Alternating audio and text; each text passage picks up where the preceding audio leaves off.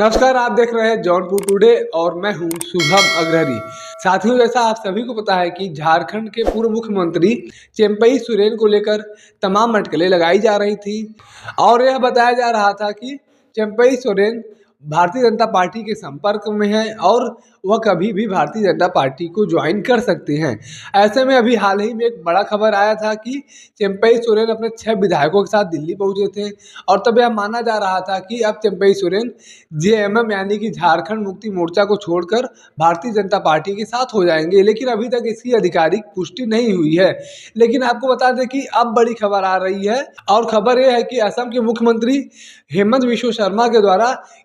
इस बात की पुष्टि कर दी गई है कि चिंपई सोरेन भारतीय जनता पार्टी के संपर्क में ही नहीं है बल्कि अब भारतीय जनता पार्टी को ज्वाइन भी करने जा रहे हैं। 26 तारीख को गृह मंत्री अमित शाह जी के साथ बैठक हो रही थी और उस बैठक में चिंपई सोरेन समेत उनके पुत्र बाबूलाल सोरेन, साथ ही असम के मुख्यमंत्री हेमंत बिश्व शर्मा और गृह मंत्री अमित शाह नजर आ रहे थे। और आपको बता दें कि असम के मुख्यमंत्री हेमंत बिश्व शर्मा के द्वारा एक ट्वीट किया गया और उस ट्वीट में आप देख सकते हैं एक फोटो है और फोटो में गृह मंत्री अमित शाह जी, हेमंत बिश्व शर्मा जी और चिंपई सोरेन जी और उनके पुत्र बाबूलाल सोरेन जी नजर आ रहे हैं। साथ ही असम के मुख्यमंत्री द्वारा यह भी दावा किया गया कि इसी हफ्ते में चिंपई सोरेन भारतीय जनता पार्टी के हिस्सा बन जाएंगे और उन्होंने बताया कि 30 तारीख तक यह सारी कार्रवाई खत्म कर ली जाएगी और 30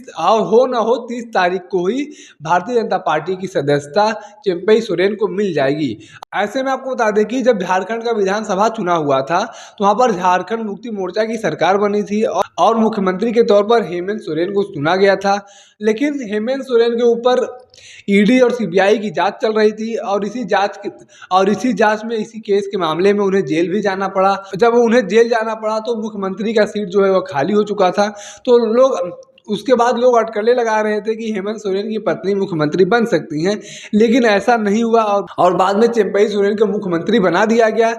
और हाल ही में अभी हेमंत सोरेन को जमानत मिला और जमानत मिलने के बाद लोग यह समझ रहे थे कि चिंपई सोरेन अभी मुख्यमंत्री बने रहेंगे और आगामी कुछ दिनों में, कुछ महीनों में जब विधानसभा का चुनाव होगा तब अगर झारखंड मुक्ति मोर्चा की सरकार बनेगी तो हेमंत सोरेन फिर से मुख्यमंत्री बनेंगे। लेकिन ऐसा हुआ नहीं। हेमंत सोरेन जब जैसे ही जेल से छूट कर आए वैसे ही चिंपई सोरेन का इस्तीफा मांग लिया गया और हेमंत सोरेन फिर से मुख्यमंत्री बन गए और इसी बात से कहीं ना कहीं चिंपई सोरेन नाराज चल रहे थे और यह नाराजगी अब साफ तौर पर देखी जा सकती है। और चिंपई सोरेन की बात किया जाए, चिंपई सोरेन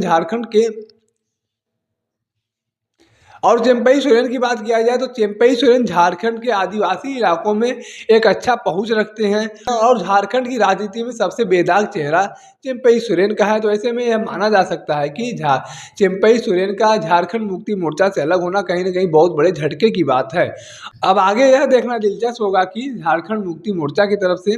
क्या कुछ रणनीति अपनाई जाती है, आगामी विधानसभा चुनाव को लेकर क्या कुछ रणनीति अपनाई जाती है, भारतीय जनता पार्टी के द्वारा क्या कुछ रणनीति अपनाई जाती है और भारतीय जनता पार्टी के लिए चिंपई सोरेन को अपने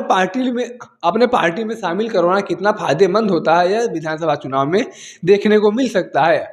बाकी आपको बता दें कि 2025 के शुरुआती दिनों में ही झारखंड सरकार का कार्यकाल खत्म हो रहा है, तो ऐसे में कहीं ना कहीं आने वाले 1 से 1.5 महीने के अंदर वहां पर भी चुनाव आयोग के द्वारा चुनावी घोषणा किया जा सकता है। बाकी इस पूरे मामले को लेकर आप क्या कुछ समझते हैं, कमेंट करके जरूर बताएं। धन्यवाद।